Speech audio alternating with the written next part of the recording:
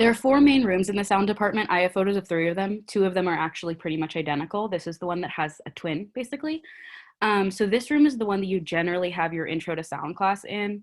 You do not have to take intro to sound if you do not want to. I personally didn't. I jumped right into the experimental classes, but if you're really interested in pursuing sound as your main thing, intro to sound is great.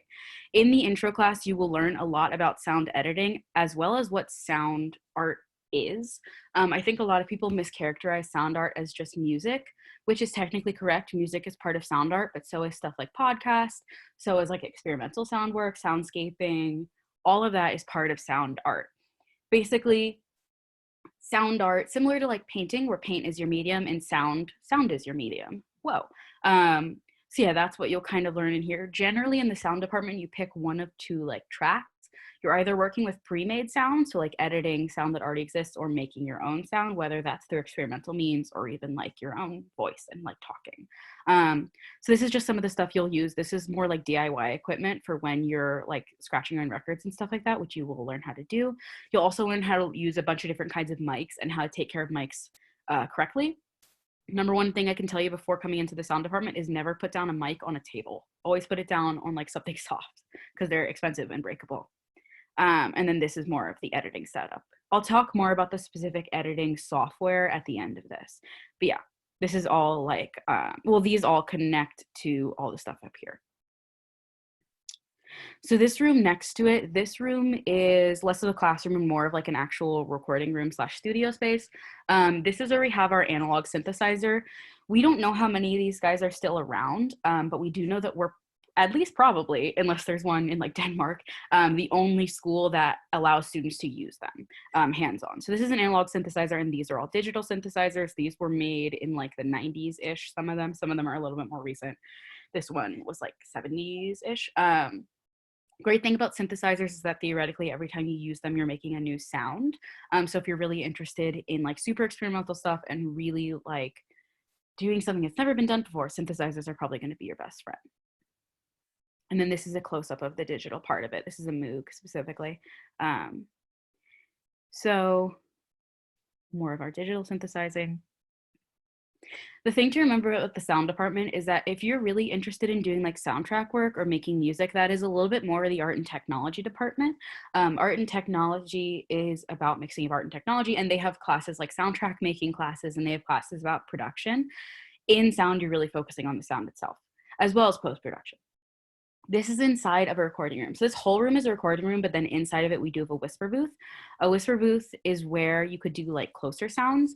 I always give the same example. If you guys have ever seen Bohemian Rhapsody, the movie, Freddie Mercury and everyone from Queen obviously would record in bigger rooms often because the sound has a very different quality than when you're in like one of these tiny recording booths.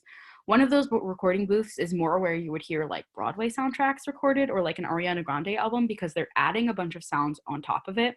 And the more you can kind of like zero in on just the vocals, the more you can kind of edit it. So especially with like maybe techno music or something versus the Lumineers, Queen, probably Harry Styles, I don't know. They would record in bigger rooms because it adds that like feeling of a big room, which a lot of bands really like, especially if they're using live instrumentals.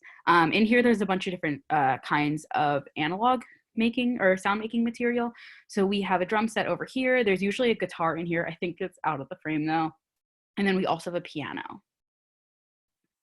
This is another photo of that same room. You can see his amazing reflection in there. And then that in there is the actual like recording booth. So you could have someone in the booth while you're in here singing or like playing the piano or doing whatever else you're doing. So this, I wanted to show you guys just what you might be editing on. There are a million different pieces of sound equipment, and on those desktops that you guys saw in the classrooms, all of these have the full versions on them. So with sound editing software, because it is such a big piece of software, there will generally be a student version that is either free or very discounted. There's like a secondary version that's considered more professional, and then there's the professional version. We will have like the full big version. The full big version basically has all of the kind of like extra pieces, as well as like having usually unlimited tracks, versus student version will sometimes cop out or cap out at like 30-ish.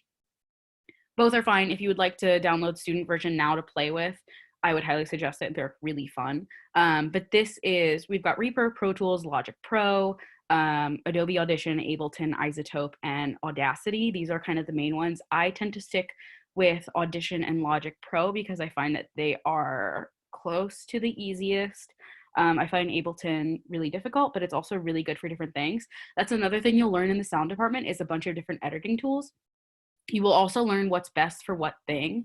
So I've been told by multiple people that if you want to make like an R&B soundtrack, Ableton is really good versus like, I know like 5 Seconds of Summer records on Logic Pro. They actually just put an editing thing up yesterday. And then something like RX is specifically for post-production, like cleaning up stuff. So if you're ever doing a radio show and someone yells in the background, you use RX to take it out. And then Audition is really good if you are doing like interviews and stuff, I've found. And then Pro Tools, again, I would say Movie is best. The last thing I want to point out before I go is just something that you guys can look at right now. So if you want to see a sample of what students are doing in the sound department or just generally sound at SAIC, SAIC Free Radio is a digital online radio station that SAIC runs. It's students that are doing different kinds of radio things. Also the class that I took, which was experimental radio, we did like a Halloween program for this. So we're somewhere in here as well. We also did a live recording at Rhino Fest this year, if you guys want to hear that too. We do digital radio rather than airwaves because the FCC does not moderate us when we're on the internet. So because we're on the internet, you guys, if you want to DJ for or for free radio, you totally can. And because we're on the internet, you can do whatever you want, basically. Copyright is very different when you're on the internet. You also don't have to worry about like swearing or like reading the Harry Potter books and having J.K. Rowling come after you. It doesn't matter. You can really do anything and you can kind of tell from what we have on here. So definitely take a listen. It's constantly playing what we're doing, so go for that. But yeah, thank you, Casey. Awesome. Thanks so much, Hannah. And thank you all for joining us of this tour of SAIC Sound Department. I just wanted to provide you some information if you do have additional questions or you want to learn more about us or about the Sound Department. You can always call our admissions office at 312-629-6100. You can email us at ugadmis@saic.edu. And for more information about the school and about the Sound Department, you can visit our website, www.saic.edu. For any questions that you have about the admissions process or to learn more about the admissions process, you can visit that part of the website, specifically saic.edu/admissions. So thank you again for joining us on this virtual tour of SAIC Sound Department, and have